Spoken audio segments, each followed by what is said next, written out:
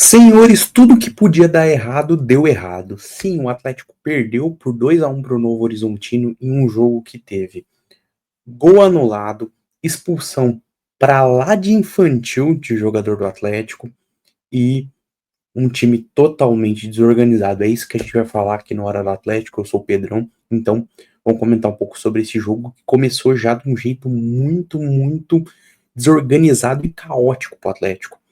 Nos primeiros minutos de jogo, já era nítido um domínio da equipe do Novo Horizontino no meio-campo. O meio-campo do Atlético estava completamente dominado, imóvel, e até na primeira parte ali do primeiro tempo é nítido que o Atlético tinha um bloco de defesa e um bloco de ataque. E só conseguia ligar um com o outro no chutão, e para tirar a bola da defesa era uma dificuldade, e para criar jogadas não conseguia dar 2, 3 passes sem perder a bola para o Novo Horizontino. Então, o primeiro problema do Atlético foi o meio-campo, e o meio-campo que não conseguiu nem criar e nem defender o sistema defensivo, porque não teve essa proteção, acabou sendo presa fácil para o Pablo Diego. Já nos 11 do primeiro tempo já conseguiu marcar o primeiro gol dele ali, abrindo o placar.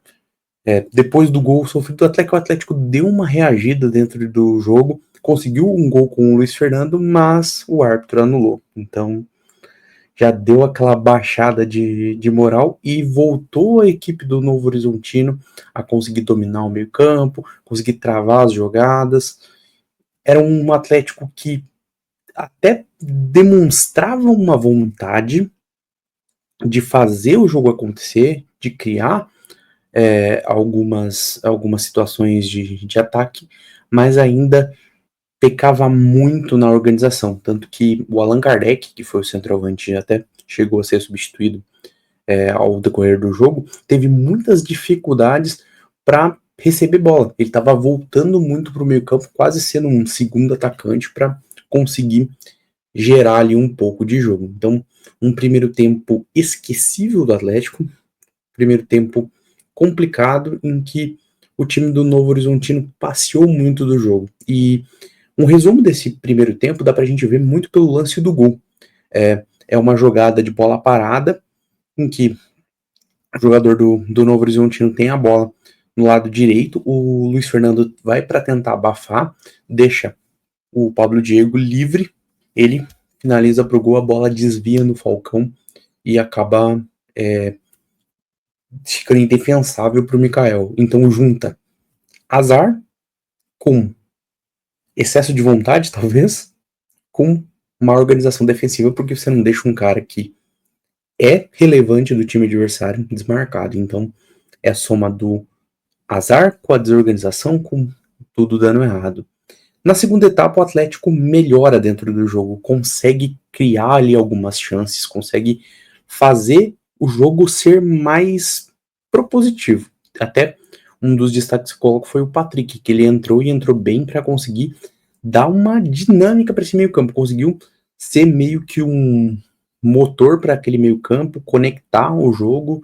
Renan Peixoto, que agregou bastante desde o momento que entrou, porque é um jogador de mais movimentação do que o Allan Kardec, é um jogador que é um centroavante, mas consegue trabalhar jogadas, tabelar, tanto que numa jogada junto com uma casquinha do Luiz Fernando, ele marca o gol de empate do Furacão. Então a gente tem um time que cresce dentro do jogo e faz um jogo mais interessante. Mas, né, senhoras e senhores, nem tudo são flores.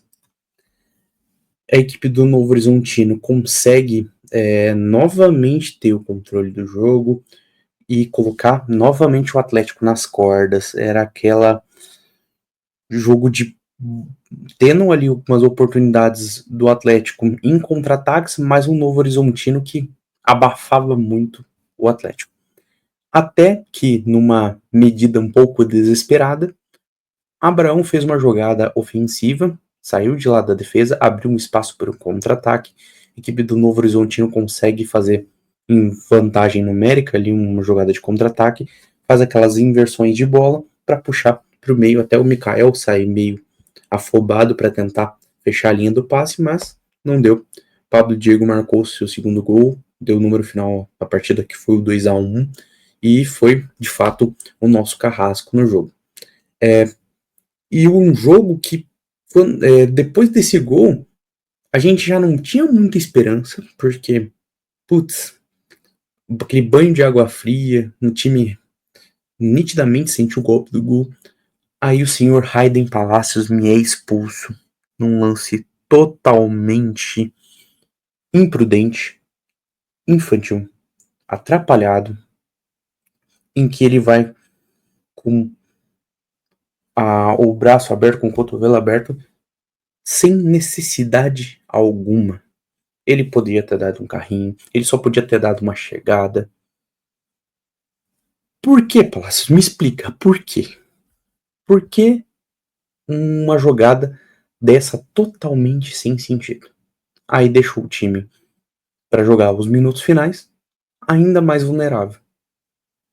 Só foi o Novo Horizontino tentando, e o Novo Horizontino só não marcou o 3, não marcou o 4, porque errou algumas chances ali, e em umas a defesa do Atlético conseguiu salvar, em umas foi erro de pontaria mesmo, mas o que estava ruim, o senhor Hayden Palacios, com essa expulsão, não me falta a palavra para dizer, ridícula, sem noção total, acaba por dificultar ainda mais o jogo.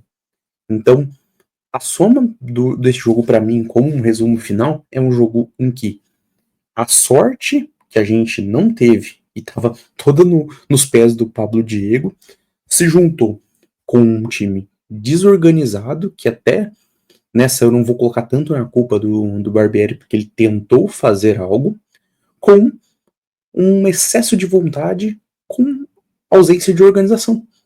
Aí eu coloco para o treinador, porque como é um time que simplesmente, depois que perde o meio campo, fica apático dentro do jogo? Como é que você trabalha um time para criar mais jogadas que não seja tentar sair da pressão com ligação direta? Como é que você cria jogadas para dar um suporte maior para o Zapelli conseguir tabelar e criar algumas jogadas, entendeu? Falta esse entrosamento, falta esse encaixe, falta alternativa quando o plano A dá errado. Porque o Atlético é um time que o plano A sempre é muito bom. Quando consegue ter domínio do jogo, joga bem, faz um jogo legal. Mas quando não pode, o plano B é sempre um Deus nos acuda. É sempre uma confusão total. Então, o jogo de hoje, galera, acaba por ser, ao mesmo tempo que eu teria pontos positivos para falar de grande parte dos jogadores, eu tenho pontos negativos para falar de grande parte. Mas melhor em campo, acredito que fica com o Renan Peixoto, porque não só pelo gol, mas ele modifica o time a partir do momento que ele entra, e até em algumas jogadas de bola aérea ele volta para ajudar a defender, principalmente nos escanteios. Então é um jogador que defensivamente tem sua contribuição, e ofensivamente, claro, fez o gol. Então a gente pode colocar ali que o Renan Peixoto foi o melhor em campo. Pior, o nome, né? Hayden Palacios. E mais um jogo ruim do Palacios assusta, porque eu havia comentado com vocês que a gente não tem a segurança na lateral direita que a gente tem com o Esquivel na esquerda. O Esquivel, desde que entrou na lateral esquerda, a gente não ouve mais fantasmas de Fernando jogar. Entendeu? Ou pessoas defendendo que o Fernando joga. Tamanho desnível entre os dois. Mas a lateral direita é um Deus nos acuda. Por quê? Palácios faz essas atrapalhadas, essas imprudências, mas ainda assim é melhor que o Dudu. Dudu é um jogador que tem menos erros individuais, na minha visão, mas é um jogador apático dentro de campo. Aí quem que a gente vai buscar no momento? Buscar algum jogador livre de contrato? Quem seria? Será que a gente não vai estar trocando 6 por meia dúzia ou estar entupindo o elenco de lateral direito que não consegue vingar na titularidade? Então acaba que se torna uma situação que a gente vai ter que ir remendando, talvez pensar em alguém vindo da base fazendo a lateral direita, buscar talvez alguém no mercado para vir o mais rápido possível, para que os primeiros dias de janela já tá aqui jogando. É uma situação, é um problema sem solução, sem dúvidas, porque Na zaga, temos uma dupla bem estabelecida, que é Abraão e Léo. No gol, é Mikael. Na lateral esquerda, temos o Esquivel. No meio-campo, algumas variações ali, mas tanto o Filipinho quanto o Zapelli têm sua cadeira cativa. E quando esses saem, tem substitutos ali, tanto o Peralta, que ainda é um jogador que tem bastante expectativa, o Juliano, um João Cruz. Tem nomes para compor aquele espaço ali. Ataque, você tem um Isaac, você tem um Leozinho, você tem um Velasco, você tem um Luiz Fernando, você tem um Allan Kardec, você tem um Renan Peixoto. Você tem opções. A grande lacuna desse time, e a gente, como torcedor, pede, pelo amor de Deus, olhem com urgência para isso, é a nossa combalida lateral direita. Saudades de Jonathan Bro. Eu nunca imaginei que eu diria isso, mas a gente era feliz e não sabia quando tinha um lateral estável chamado Jonathan para resolver nossos problemas. Mas é isso, galera. Gostou do vídeo? Já deixa o like, já se inscreve aqui no canal. Esse é o Hora do Atlético, um dos quadros aqui do canal Hora do Jogo, que a gente sempre traz os pós-jogos pós-jogo que acontece no futebol brasileiro. E a gente fala de Libertadores, de Copa do Brasil, de Copa Sul-Americana. Tem o Hora do Grêmio também, dos jogos do Tricolor com o que é o Vasco. E os jogos do Furacão, vocês sabem que é sempre comigo. Mas é isso, turma. Até mais.